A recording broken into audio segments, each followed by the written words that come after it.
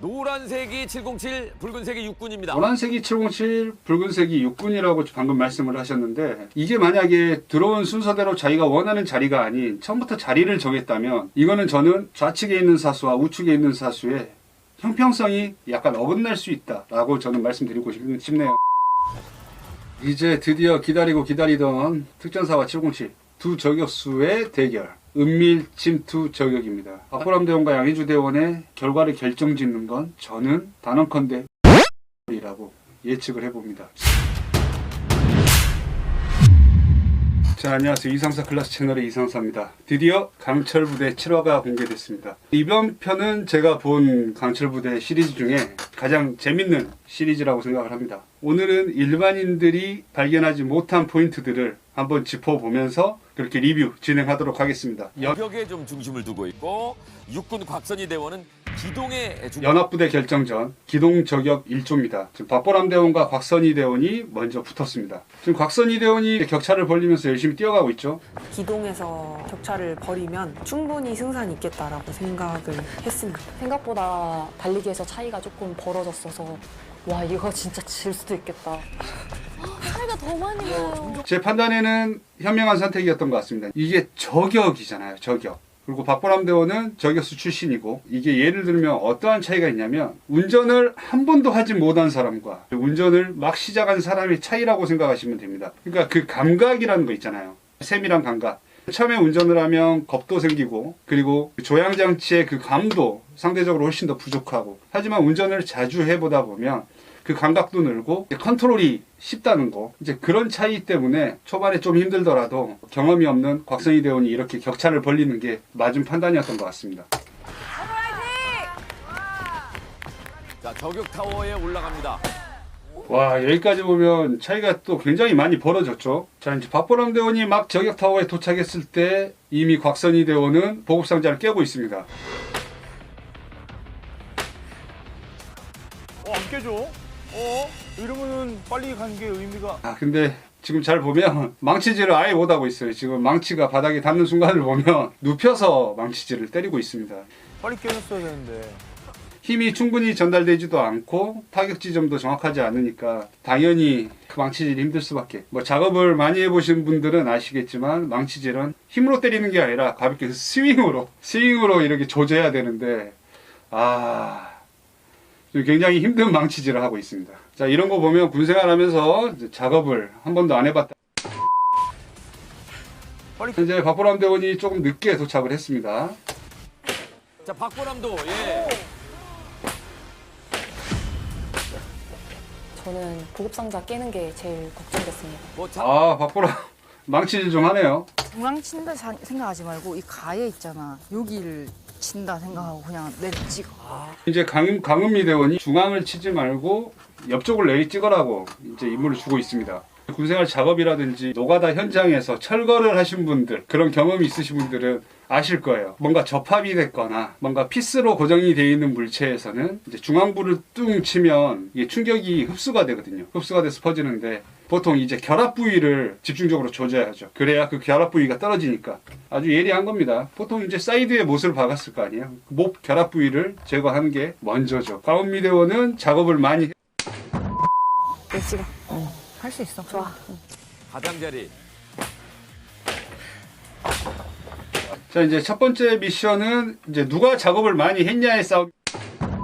이제 여기서 잠깐 또 쉬어가는 타임을 갖네요. 저도 잠깐 쉬어가도록 하겠습니다. 참고로 지금 제가 입고 있는 옷이 지금 강철부대 W 콜라보 의류입니다. 그래서 어제 와이프와 함께 이 옷을 입고 야외를 한번 나가봤습니다. 어때? 비경이 괜찮은데요? 별로 오고 이쁘다. 예쁘지? 수트 같아. 뭔가 쫙 감기는데? 아, 너무 좋아. 행복해? 좋지? 아, 나 더워 죽겠어. 이게 의류가 좋은 게 기능성이잖아. 무릎하고 알지? 테이핑 처리되어 있는 거. 그리고 옆쪽에 주머니도 있잖아, 바지. 뒤에도 있는데 뭐. 아, 뒤에 있네? 라이딩용으로 최고인 것 같아. 나는 되게 좋아하잖아, 자전거 타는. 그냥 단순한 레깅스는 아닌 것 같고. 우선은 옷 만족. 오늘 같은 날 좋은 날 같이 그치 커플룩으로 최고지. 디자인부터 생산까지 전부 다 한국에서 만들어져서 올인 코리아 인증받은 제품이야. 보통 AS가 가장 큰 문제잖아. 그치. 그것만으로도 나는 굉장히 메리트가 있다고 보거든. 그렇게 서비스적인 거에 맞아. 나 뒤에 근육 찢어져서 아프잖아. 안 아파? 신기하게 어제 오늘 지금 없었던 것 같아. 테이핑 효과가 있잖아. 잘 잡아주는 거지. 난 그럼 이게 제일 마음에 드는데? 이거 지퍼 있잖아. 응. 지퍼 비밀 있는 거 알아? 지퍼를 내리잖아. 응. 이게 오토락 기능이라고 해서 아. 내리면 안 내려가. 올리면 그때 이제 잠금이 풀리는 거야. 내리면 고정. 신기하지? 좋은데 기능? 흘러내리지 않으니까. 흘러내렸으면 좋겠는데. 아 무슨 소리야. 다 채워야 해. 다 채워야 해 나는. 나는 이 옷이 제일 마음에 드는 게 우선 디자인인 것 같아. 블랙이라서? 블랙이기도 하고 어제 자기랑 같이 우리 헬스장 가서 같이 입고 사진 찍었잖아. 그러니까 디자인이 너무 이쁜 거야. 디자인 맞아. 합격. 근데 나도 이 옷 되게 많이 입을 것 같아. 왜냐면 내가 스포츠를 되게 많이 가지고 있잖아. 맞아. 얘는 두께감도 있으면서 착용을 했을 때 되게 몸이 불편하지 않아. 자, 강철부대 W 콜라보 제품입니다. 올 겨울은 웨이브예요.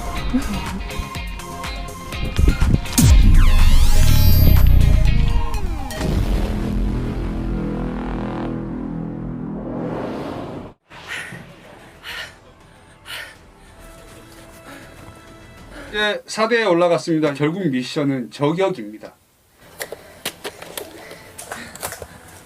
자, 박보람도 장전 완료. 자, 지금 굉장히 능숙하죠. 지금 박보람 대원 같은 경우에는 굉장히 능숙하게 총기를 다루고 있습니다. 속도가 굉장히 빠르죠. 그러니까 이게 제가 말씀드렸던 그 운전을 예로 들었을 때 그 경험이라는 겁니다. 예를 들면 엑셀이 어디 있는지, 브레이크가 어디 있는지, 그 감도는 어떻게 되는지에 대한 그 차이점이 여기서 드러난다고 보면 됩니다. 그래서 능숙함, 숙련도라고 저는 말씀드리고 싶어요. 한 발 쏘고 나서 못 맞추게 되면 다시 단을 재장전해야 돼.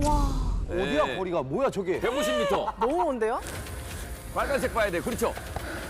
노란색을 깨. 스코프를 사용해서 표적을 보고 있어서 그 말인 즉스는 스코프로 조준을 하기가 쉽지 않다는 거죠. 확대돼서 보이기 때문에 표적을 찾기가 오히려 가까우면 가까울수록 스코프를 사용할 때는 더 어렵다는 거죠. 누가 먼저 쏠까요? 그래서 여기서 중요할 점은 참고점을 먼저 보는 겁니다. 이제 표적은 지금 굉장히 좀 작은 표적이기 때문에 상대적으로 큰 물체를 참고점으로 삼고 거기서 조절해 나가는 게 저격수 포인트에서는 사격을 찾는 방법이 될 수 있습니다. 여기 150m에서 참고점은 저는 뒤에 있는 차량이라고 여러분들한테 말씀을 드리고 싶네요. 차량이 상대적으로 훨씬 큰 물체이기 때문에 차량은 찾기는 쉬울 거고 그 차량에서 좌측 표적이면 아래로 내려와서 약간만 왼쪽으로 돌리면 될 거고 하지만 너무 과도하게 틀면 안 되겠죠. 그래서 왼쪽에 숲이 나오면 다시 오른쪽으로 돌아가야 되고 오른쪽으로 보면 스코프에 이런 도로가 잡히게 되면 다시 왼쪽으로 들어가서 빨리빨리 능숙하게 가는 게 저는 베스트라고 생각합니다. 하지만 이게 숙련이 되면 어느 정도의 감도로 총구를 돌렸을 때 바로 표적까지 가는지가 숙련도라는 거죠.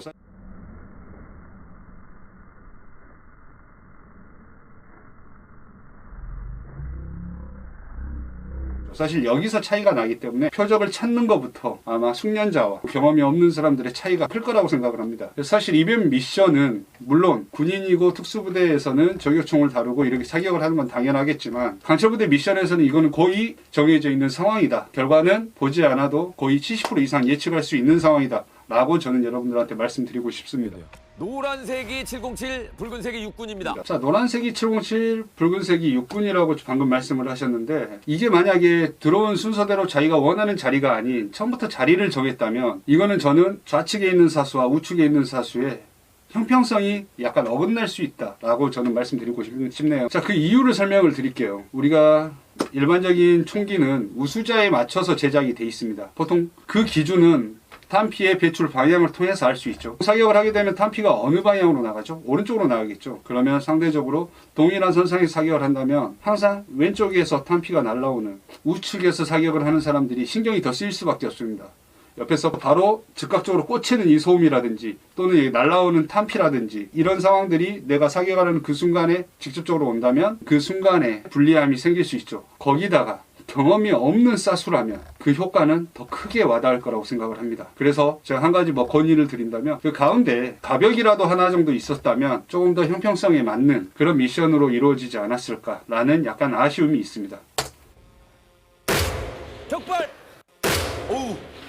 어우, 놀랬어. 150m 사격은 생각보다 스코프를 사용해서 사격을 할 때는 쉽습니다. 하지만 지금 이 대원들이 힘들게 뛰어서 탄약도 획득을 하고 무리해서 목적지에 도착을 했기 때문에 이 호흡이 상당히 클 거라고 생각을 합니다. 이 호흡이 주는 효과가 상대적으로 사격할 때 가장 큰 변수라고 저는 생각을 합니다. 사격수를 한번 보고 좀 더 정밀하고 좀 더 편안하게 사격할 수 있는 그런 방식을 제가 여러분들한테 알려드리겠습니다. 손에 부착된 장비라고 한다면 첫 번째는 배울경 스코프라고 하죠. 십자광선이 들어있는 스코프가 되겠습니다. 그리고 하나 더, 이 전면에 지지해 줄 수 있는 바이포드, 양각대가 같이 부착이 돼 있죠. 그러면 이 저격 사격을 할 때는 정밀 사격을 해야 되기 때문에 엎드려 자세로 사격이 많이 이루어지겠죠. 포인트를 제가 설명을 해드리면, 첫 번째, 지금 호흡이 거친 상태입니다. 그러면 몸의 변화가 가장 큰 곳이 가슴 쪽이에요. 심장이 있는 곳. 심장의 수축과 팽창이 굉장히 크게 이루어지기 때문에 가슴은 지면에서 띄워주는 걸 저는 추천을 해드리고요. 그리고 두 번째, 전면에는 이제 양각대가 총기를 잡아주고 있고, 후면은 어깨에다 이렇게 잡아서 높이를 조절하려고 하는데, 이 총기의 높이는 어깨가 아닌 왼손입니다. 왼손이 스톡 아랫부분을 이렇게 받쳐줌으로써 상하 조절을 해주는 걸 원칙으로 삼습니다. 그럼 이 어깨가 하는 건 뭐냐? 총이 뒤로 밀리지 않게 해주는 역할이지, 이 손에 이 감각으로 이렇게 높이를 조절하는 겁니다. 그러면 사격을 좀 더 정밀적으로 하기 위해서는 호흡의 방해를 받지 않기 위한 가슴을 지면에서 띄워주고, 그리고 호흡을 내가 어떻게 편하게 할 건지. 지금 박보람 대원이 사격하면서 호흡을 잠깐 멈췄죠. 그렇게 멈추는 방법이 있고, 또는 입을 벌려주고 크게 호흡을 편하게 천천히 내쉬기도 하고. 일단 탄약은 한 발. 영상을 한번 보세요. 박보람 대원은 스톡 아래쪽에 왼손을 지지대로 사용을 해서 높이를 조절하고 있고요. 돌발 표적이라는 변수가 일단 있었었고, 이건 그래서 이게 숙달이 된 사람들은 자연스럽게 나오는 겁니다. 이게 자연스럽게 나오느냐, 아니면 이런 것조차 모르고 있다면 사격을 하는데 디테일함이 훨씬 더 떨어지겠죠. 자, 보시면 곽선희 대원 같은 경우에 보세요. 왼손이 어디가 있죠? 먼저 쏘나요? 장전하는 곽선희. 탄창 아래에 이렇게 손을 올려주고 있습니다. 이 압으로. 그래서 여기서 힘을 조금 더 주면 총이 좀 더 뜨게 돼 있고요. 힘을 빼면 총이 좀 더 아래로 내려오겠죠. 그런 방식을 지금 취하고 있습니다. 그러면 이 높이는 어떻게 맞추냐? 보통 바이포드, 양각대에 대한 적응이 자기 몸에 배어 있어야 양각대를 조절하고, 그 높이에 따른 이것들은 왼손으로 조절을 하는 것들이 경험이고 숙련도로 내 몸에 익혀진다면 굉장히 편한 거죠. 자, 그리고 이제 둘의 차이점, 누가 맞다고는 사실 정의를 내리기가 힘듭니다. 어차피 사격은 손가락이 가장 첫 번째, 디테일함이 가장 중요한 거고요. 두 번째는 이제 경험인데, 지금 보시면 먼저 박보람 대원님 사격 딱 하는 거 보였어요? 손가락이 딱 먹을 만큼만, 필요한 만큼만 순간적으로 쑥 들어와서 딱 빠졌죠. 이게 진짜 사격을 잘하는 사람들의 특징이에요. 사격 교관을 하면서 옆에서 지켜보다 보면 보통 이거를 끝까지 확 잡아채는 사람들이 있어요. 이러면 사격을 망친다고 제가 1238회째 지금 사격을 잘하려면 필요한 부분까지만 쫙 잡아당기고 탄이 나갔을 때는 가볍게 압력을 풀어주는 게 사격을 잘하는 겁니다.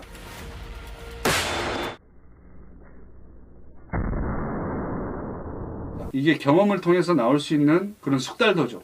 그래서 손가락만 보면 알 수 있다. 이게 조준만 틀어지지 않는다면 이런 탄은 다른 곳으로 채지 않고 빠지지 않는 탄이라는 걸 확인할 수 있겠죠.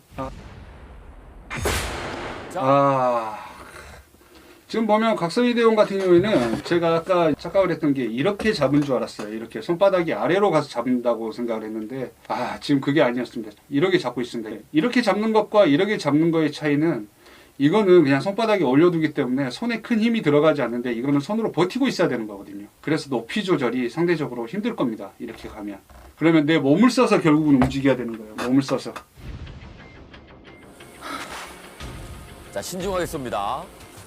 제가 추천하는 건 내 몸은 고정을 시켜놓고 이 왼손 하나로 높이 조절을 해야 된다. 그래서 우리가 서서 쏴와 엎드려 쏴의 가장 큰 차이점은 이 왼손을 어떻게 사용을 해서 내가 사격을 좀 더 편안한 자세, 적은 힘으로 사격할 수 있을지는 만들어내는 게 사격을 잘하는 방법이다 라고 말씀드릴 수 있을 것 같습니다. 돌발 표적이라는 변수가 일단 있었었고, 이건 조준이 관건이다라는 생각을 계속 했습니다. 격발! 자, 우리 박보람 대원님 같은 경우에는 왼쪽 팔꿈치를 바닥에 붙여놓고 왼손에 홈으로 스톡을 걸어주고 손바닥을 어깨에 붙이는 이런 행위로 지금 높이를 조절하고 있죠. 아래로도 빠지지 않고 좌우로도 빠지지 않고 충격은 어깨에서 그대로 자연스럽게 받아들일 수 있도록 굉장히 편안한 사격수를 구사를 하고 있습니다. 머슬 메모리가 입력되어 있는 사람들은 표적을 또 한 번에 찾을 수 있겠죠. 그게 숙련도고 그게 경험치라고 봅니다. 그래서 경험이 많은 사람일수록 이런 표적을 찾는 게 쉬울 거다. 그리고 승합차도 참고점이 될 수 있지만 아래 도로를 보면 도로가 이렇게 휘어져 있죠. 그래서 그 휘어져 있는 도로를 포인트로 참고점을 삼을 수도 있겠죠. 그래서 표적을 찾는 것도 사실 센스다. 경험이 없으면 더 힘들 거다. 자, 곽선이 두 번째 표적을 못 찾고 있어요. 갑자기 스코프가 엄청 흔들리더니 표적을 찾기가 힘들어진 겁니다. 곽선희 대원 같은 경우에는 그래서 이제 표적을 찾기가 힘들죠. 스코프로 계속 표적만 보고 있으니까. 표적이 어디 있지 아마 그런 상황이라고 생각을 합니다.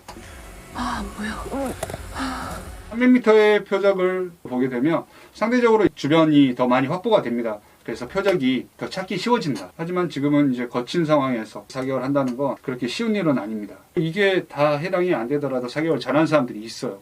제가 지금 설명하는 내용은 어느 정도 보편적이고 기초적인 그런 내용들을 여러분한테 설명드린다는 거 참고하셨으면 좋겠습니다. 했는데 진짜 마음이 너무 조급해졌습니다. 지금 위에 스코프 조절을 하고 있죠. 이 조절이 뭐냐면 위쪽에 있는 다이얼은 상하를 조절하는 거고 측면에 있는 다이얼은 좌우를 조절하는 겁니다. 더 구체적으로 이제 설명을 드리면 스코프 안에 십자선이 있을 거 아니에요. 이 십자망선을 내가 원하는 위치로 이렇게 조절을 할 수가 있거든요. 지금 그거를 조절하는 단계입니다. 이렇게 기계적인 조작을 통해서 사격을 하는 게 훨씬 더 정밀하겠죠. 그래서 저격수들이 잘하는 부분들이 이런 기계 조작, 이런 디테일, 이런 부분들이겠죠. 이거 올라올 때 쏴야 됩니다. 와 쉽지 않은데 이거. 돌발 표적이라는 변수가 일단 있었었고 아 이건 조준이 관건이다. 이렇게 돌발 표적처럼 움직이는 표적 같은 경우에는 기다리는 사격을 해야겠죠. 표적을 쫓아가는 게 아닌 표적이 일률적으로 움직인다면, 규칙적인 움직임을 갖고 있다면 기다렸다가 내가 원하는 포인트에 사격을 하는 게 그게 사격을 잘하는 방법이겠죠.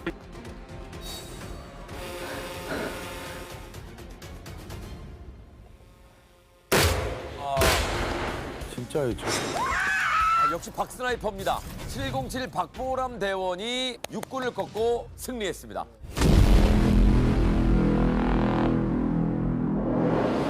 해병대 이수연 대원과 특전사 양희주 대원의 대결을 시작하겠습니다.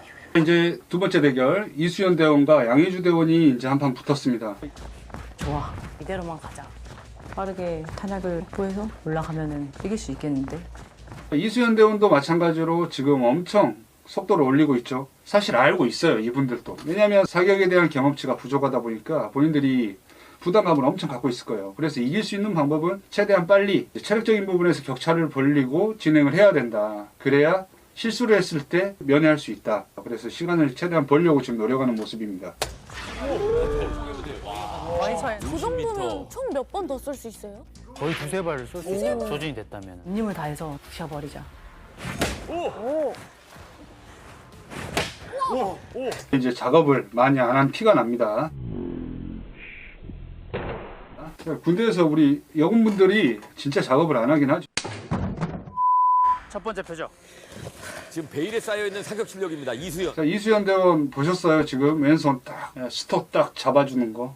베일에 쌓여있는 사격 실력입니다. 이수연. 그러니까 기본적으로 광철부대 팀에서 사격을 못하는 분들한테 어느 정도 교육이 들어갔나 봐요. 교육을 지금 한번 듣고 아마 흡수를 한 것 같습니다. 이제 자리 선정 같은 경우에도 오는 대로 먼저 자기가 자리를 잡는 것 같아요. 저 같으면 왼쪽으로 갔을 거다. 왜냐하면 탄피가 튈 거를 생각을 해서 오른쪽에 있으면 탄피에 대한 신경이 많이 쓰니까. 이게 사격하다 탄피 갑자기 팔로 튀거나 몸으로 튀거나 얼굴로 튀면 이게 화상까지도 입히거든요. 양희주야, 양희주.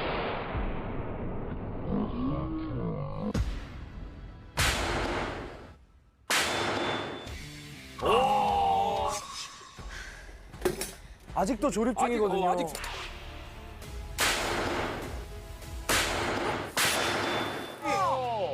야, 뭐야. 이수연 왜 이렇게 잘해? 이수연 대원은 운동을 어릴 때부터 해서 그런지 감각이라든지 기본적인 잠재 역량이 굉장히 뛰어난 분이에요. 이수연 대원은 아마 해병대가 아닌 다른 곳에 갔더라도 진짜 어느 부대든 다 적응할 수 있는 역량이 있다고 생각이 듭니다.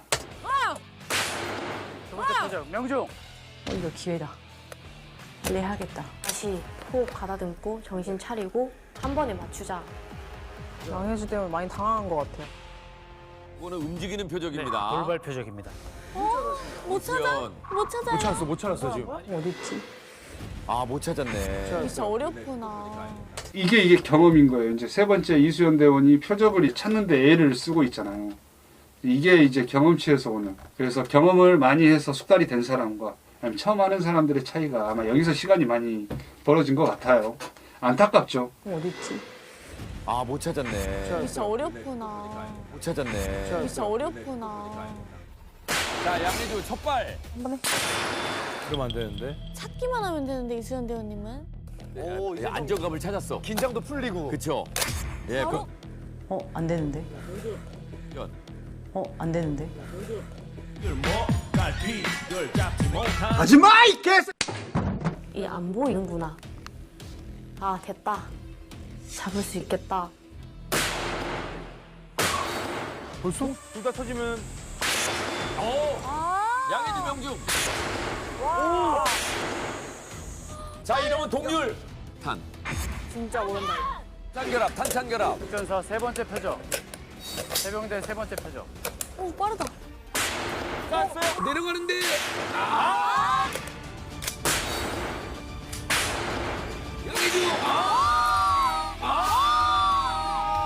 정말 이런 경험들을 많이 했다면 승패는 사실 어떻게 될지 몰랐을 것 같다라는 게 제 의견입니다. 그래서 이런 부분들이 저는 여러 가지 면에서 환경들이 사실 정말 중요하다라는 걸 많이 느끼고 있습니다. 누군가는 뭐 우연찮은 기회로 더 좋은 경험을 많이 했을 수도 있고 단지 운이 없어서 이런 경험들을 많이 못 해볼 수도 있다. 이수연 대원이 충분히 잠재 역량이 엄청 뛰어난 친구인데 단지 경험치가 부족했다는 이유로 그런 부분이 좀 많이 아쉬웠다라는 게 제 생각입니다.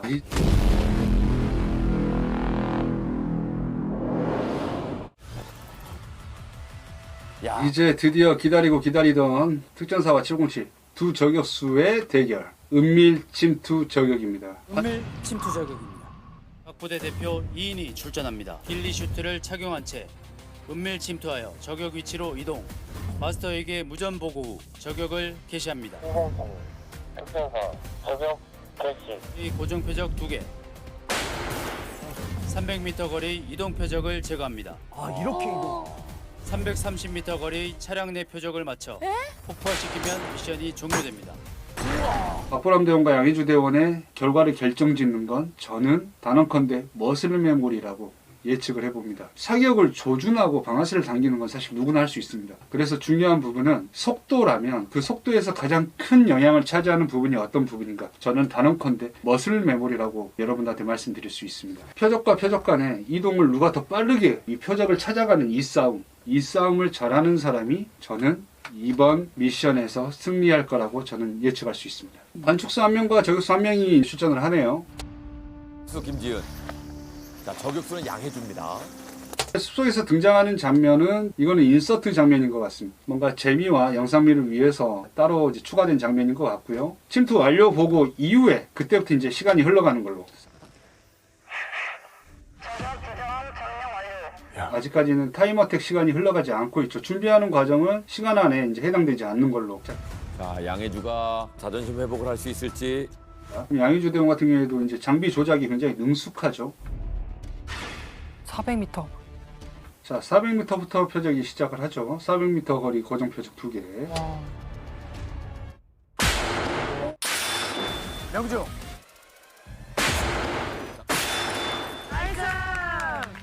야, 눈을 깜빡거리지 않네, 양희주 대원. 근데 양희주 대원이 양안 사격을 하잖아요. 양안 사격을 하면 상대적으로 시선을 좀 더 신경을 왼쪽 눈에 빼앗길 수밖에 없겠죠. 그래서 저는 이렇게 정밀 사격을 요구할 때는 한쪽 눈을 감는 거를 개인적으로 추천을 드립니다. 많은 분들이 양안 사격을 모든 사격의 법칙처럼 그렇게 생각을 하시는데 아니에요. 지금 보시면 이렇게 저격수 사격 같은 경우에는 오른쪽에 관측수가 있잖아요. 그리고 충분히 원거리에 사격을 하기 때문에 우발 상황이라든지 이런 것들을 판단을 하더라도 대처하기가 그만큼 여유가 있는 그런 위치입니다. 이게 연속적으로 좀 빠른 사격을 하거나 다양한 사격을 할 때는 시선을 빼앗길 수 있는 거죠. 자, 두 번째 표적까지 시간은 9초? 와, 9초! 9초 30. 와. 자, 여기서 보시면 이제 양희주 대원 발 보세요, 발. 딱 눕혀 있죠. 이렇게 눕히는 것도 내가 중심을 흔들리지 않고 과한 힘을 쓰지 않기 위해서 바닥에 밀착을 시키는 방법입니다. 발 코로 딱 세우는 사람들이 있어요, 사격할 때. 그런 사람들 사격 생각보다 안 됩니다. 이 조그만 떨림이 정밀사에서는 굉장히 큰 영향을 미치기 때문에 발바닥을 옆으로 딱 눕혀서 이렇게 사격하는 거. 나옵니다. 쐈어요. 양해주대원 격발할 때 저는 이제 문제점을 찾았습니다. 1단계라고 저는 하는데 방아쇠를 보면 이렇게 압력이 노는 곳이 있어요. 이렇게 압력이 거의 들어가지 않는 이 정도 구간에서는 어느 정도 먹고 진행을 해야 되거든요. 이렇게 미리 먹어주는 게 굉장히 중요한 부분인데 이 부분을 안 해주고 있습니다. 이렇게 피고 있다가 한 번에 당기고 있어요. 여기서 1단계의 압력은 먹어주고 들어가야 됩니다. 1단계는. 자, 나옵니다. 쐈어요. 자, 나옵니다. 쐈어요. 잠시만, 살끝. 이길 수 있겠는데? 라는 생각이 들었습니다. 네. 진짜 빠르다. 빨랐어요. 박보람대원 사격을 한번 볼까요? 손가락을 1단계를 먹고 준비를 하는지. 지켜보십시오. 707 저격 개시. 제가 이런 말을 하기엔 좀 그렇지만 박보람대원이 사격할 때는 한숨입니다. 지금 사격하는 거 딱 보시면 느낄 거예요. 여러분들은 박보람대원은 사격하기 전에 한번 압력 체크하고 바로 들어갔습니다. 압력 체크하고.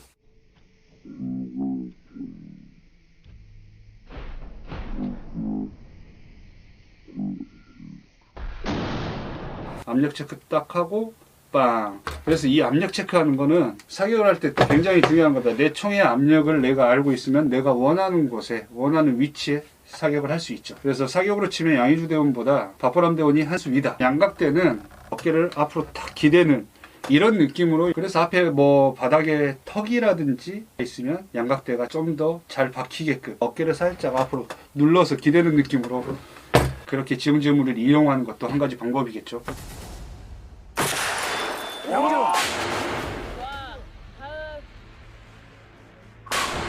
한 번 쐈어? 아니 너무 빨리 쏘세요. 와, 지금 저거 맞추고 세 번째, 자동차 사격할 때 그 모션 보셨어요? 이게 머슬 메모리입니다.